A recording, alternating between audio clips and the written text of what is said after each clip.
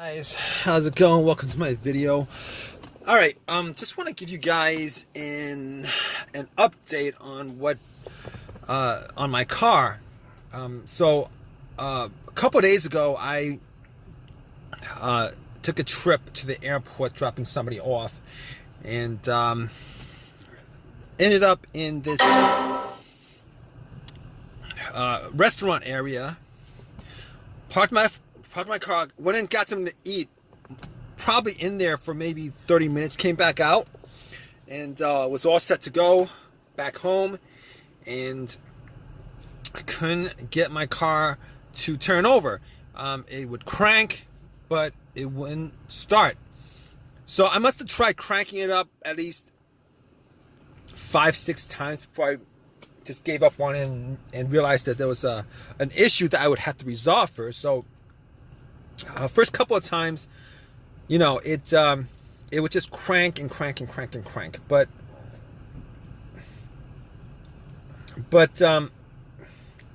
so basically, I was thinking it might be the battery. It might have been the battery. It might have been the battery. So I was like, okay, let me turn on my headlights. Went out, checked it out. It was pretty bright. And that was my test for the battery. So normally when it's that bright, and it was very bright, you would assume that if there was an issue, you'd probably get like some kind of a slow crank or something like that. But considering it's cranking up, that's the first thing that came up in my mind was maybe it's the battery. Something that would be simple to fix.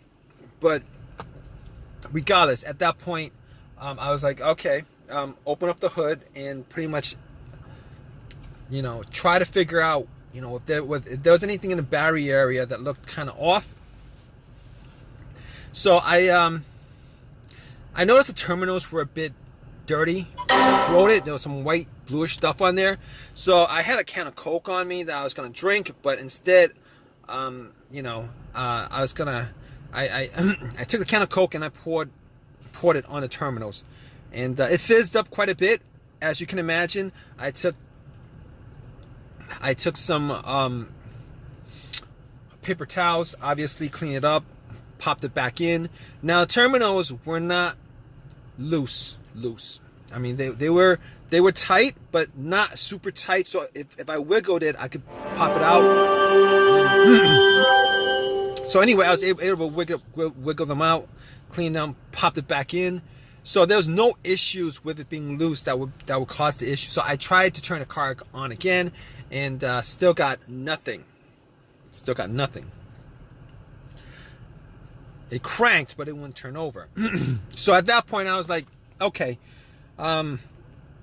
probably wasn't a battery issue, but I did have a power pack that I bought from Walmart a couple months ago. Actually, I got that as a gift a couple months ago. Anyway, 75% charged up.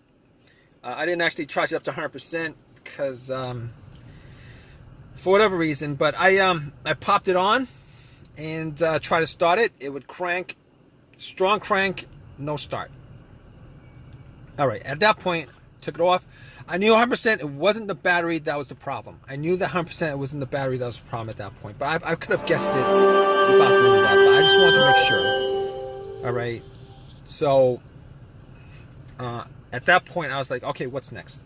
I looked at the ground wire, checked out the ground wire, and just to make sure that the ground wire was it wasn't super rusted. There wasn't any kind of corrosion on it. So the ground wire, if you guys don't know, is the wire that the negative of the terminal that connects to the frame of the car. And I traced that, checked it out. Didn't seem to be any issues with that. So at that point, I ruled out the battery. I ruled out the ground wire.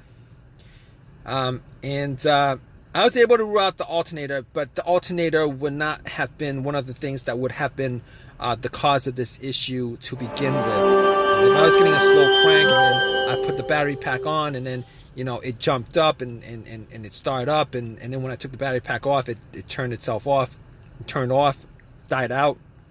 I would have known that was the alternator that was the problem. Okay, so at that point I could rule out all those things. Now, and now I will say that I did have a check engine light on the dash. So it's possible, but I've had that check engine light on the dash for quite a while. We're talking about a good 6 months. I wasn't able to clear it, and that check engine light was because of an O2 sensor. Now I don't know if there's another code that popped up. Didn't know if there was another code that popped up at the time, but what I did was, I know that there's a bunch of things that could cause this issue, and that has a sensor on it that an OBD2 reader can pick up. They could be the mass airflow sensor, could cause a crank no start, the throttle position sensor, the crankshaft, the camshaft, and probably a host of other things. And if the car's computer isn't connected to the car itself for whatever reason, a blown fuse, a problem with the ECU, the car's computer. But okay, so I had a $19 OBD2 reader that I bought from Walmart. So just to test all that out, because it would, because you would want in that situation to eliminate as many things as possible. So I popped it in, and it scanned all the way through. At that point, when it scanned all the way through, I knew 100% that it probably wasn't the car's computer, because if it was the car's computer or ECU having an issue, it would probably have scanned halfway and then stopped. That's not what it did. All right, and then it would just hang there. It didn't do that. It went all the way through.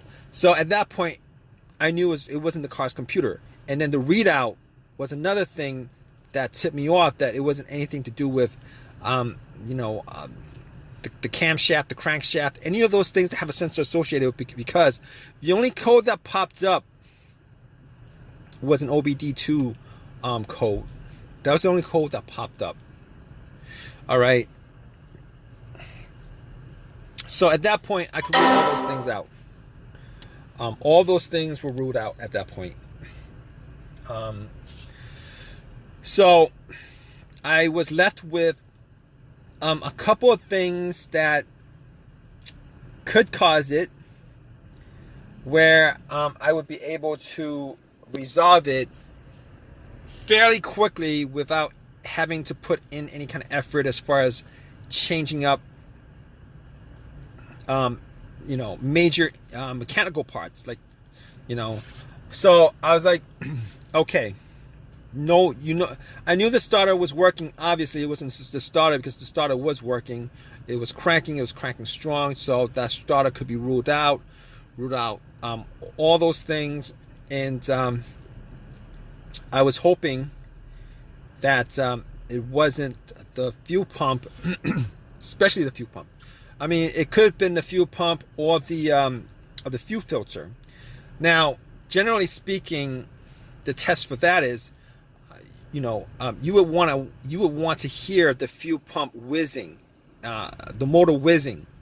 So the test for that is, normally you would have somebody have their ear to the gas tank. All right, not to the gas tank, but to the gas cap area with the gas cap off. And then have somebody, try to turn the car to the on position. The on position is the position before the car turns over. You don't want to crank it, because once you crank it, turn to the crank position, it, the sounds, kind of the cranking, and if there was a sound coming from the fuel pump, it would drown that out. So basically, I didn't have anybody else with me at the time. So I was sitting in the car with everything off. All right, blower motor was off, everything was off, and I turned it to the on position, and was sitting in the car trying to listen for some kind of whizzing sounds, for some kind of sound that might you know, that I might be have been able to make out. But unfortunately, I wasn't able to make out any sounds at all. You know, whether it was whizzing or not, I wasn't able to make a distinction. So just to be sure, the next step I did was I actually got to the fuse box with the relays and everything, and I checked out all the fuses. And none of the fuses looked like they were blown at all. They didn't look like they were blown. There wasn't any kind of brownish tint to the top of the fuses. They didn't smell like they were burned. So I was able to, no, not at 100%, but I was able to discern that it wasn't the fuses. Now it would have been it would have been great if I had a fuse tester with me, but I didn't. So the next thing that I looked at was the relays, specifically the fuel pump relay. So I looked at the fuel pump relay and couldn't make out whether it was blown or not, but there was another relay that was the same or similar. So what I did was I swapped it out. All right, I swapped it out and got back in my car, tried to turn it on, was hoping that would have fixed it, and guess what, guys? It fixed it. It cranked up, no problems whatsoever. And at that point, I realized that it was the fuel pump relay that was the problem. So, long story short, I was able to drive it to an AutoZone, got the relay for it, and then popped it in. Popped out the bad relay for the good one, and at least one of them. And everything has been working fine since. No issues whatsoever. I am so glad that it wasn't the fuel pump, because that would have been a major. That would have been, more work, more money. So if you guys are in this situation, you guys are going through this crank no start situation, just go down the list of what I went through. Okay, you guys should be able to figure out what the problem is. Now, there's other things that you could look at as far as what could be causing it. Ignition, a bad ignition cylinder could be causing something like that. A bad fob key could be causing something like that. If you guys are in that situation and you guys went through everything and everything seems to be working, those are the two things that I did not test, because I did change I did change the key on the fob a couple months ago, so I didn't think that was the issue. The ignition cylinder would have been something that would I don't know. I don't know about that. It probably would have been something that occurred multiple times, sporadically or something like that. That could be the issue, but it wasn't the issue here. I hope you guys figure out your problem, because you guys are watching this video. Obviously, you guys are probably in the same guys